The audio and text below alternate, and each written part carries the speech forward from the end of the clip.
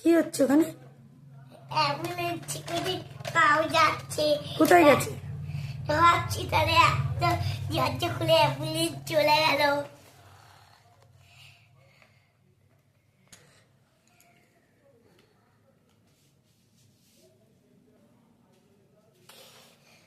ওষুধ লেখা আছে, ওষুধ লিখছি। বাবা অ্যান্টার নাকি?